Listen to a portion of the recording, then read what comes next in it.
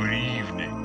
I am the Grim Reaper, taker of souls and guide to the afterlife. I am that which is death, and these are my tales of the strange and paranormal. Tonight I bring you two tales instead of one. I present to you two frightening stories by ReapersHorror.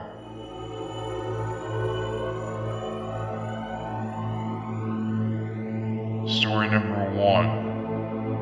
Eat.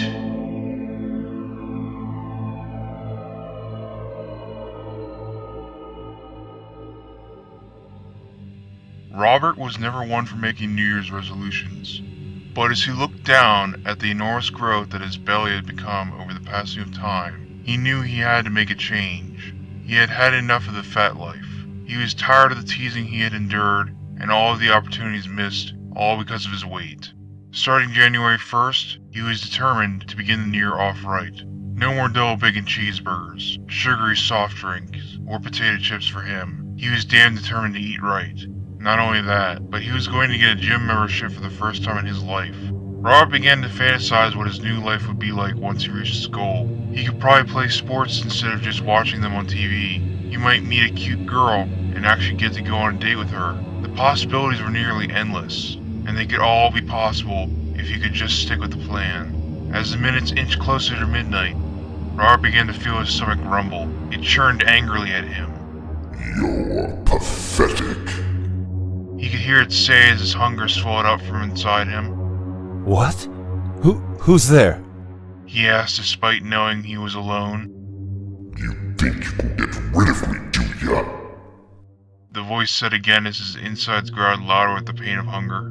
Robert lifted his shirt and looked at his gut. He squeezed its gluttonous girth in his hands and flopped it about. Weird. He thought out loud.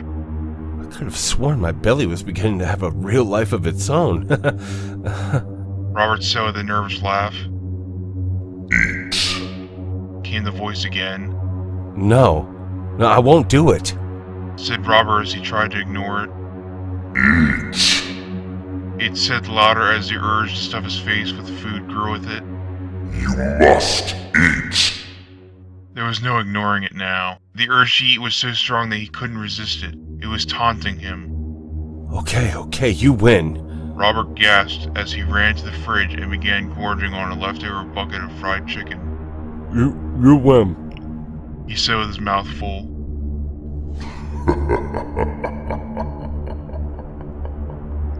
He could hear the laughter coming from deep inside himself.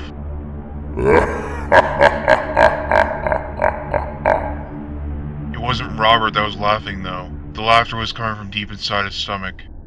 Shut up! Stop laughing at me! Robert cried as he shoved more and more food into his face, but the laughter only continued.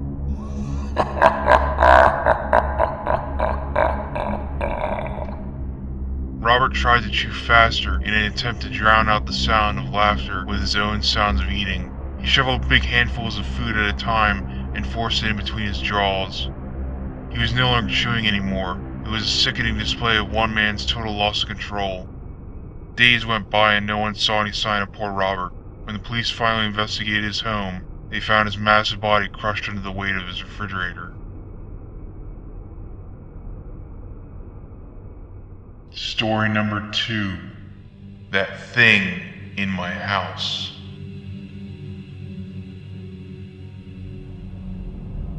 That thing in my house, I hate it with all my being. I want it gone from my sight so that I may have a clear mind, a sound mind, a sane mind. But oh, the things I could do to it. The things I want to do to it. Oh, what a pleasure that would be. No, I must contain myself. I mustn't think like that. I mustn't. But if I did, would I be caught? Would the authorities come to my door? Would they lock me up for good? But what if I wasn't caught? What if I did get away with it? It would be gone. For good this time. But is it worth the risk? It is. It is! But how? How would I get away with it? I would have to kill it, of course. But the body, where would I hide the body? Should I bury it in the backyard? No, too obvious. Maybe I could bury it somewhere else. But where? Where could I bury the body so that no one would find it? No, you fool! I mustn't bury it. Someone would find it. They'd know that I did it. I know they would. But what can I do? I must think of something, but what? I can't hide it in the house. I can't dispose of it in the garbage.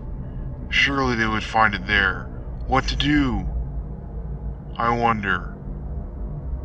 No, that's disgusting. I can't eat it. Or could I? People have done it before. No, it's much too big. I can't possibly eat something that big by myself. But maybe I don't have to. Would you like to come to dinner?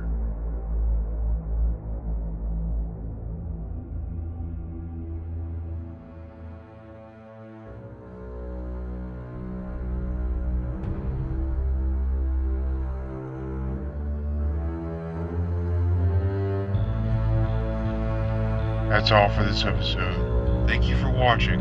If you've enjoyed these stories, please leave a like and a message in the comments section below. Remember to subscribe, hit the bell, and please join me here again, because our journey into the strange and paranormal has just begun.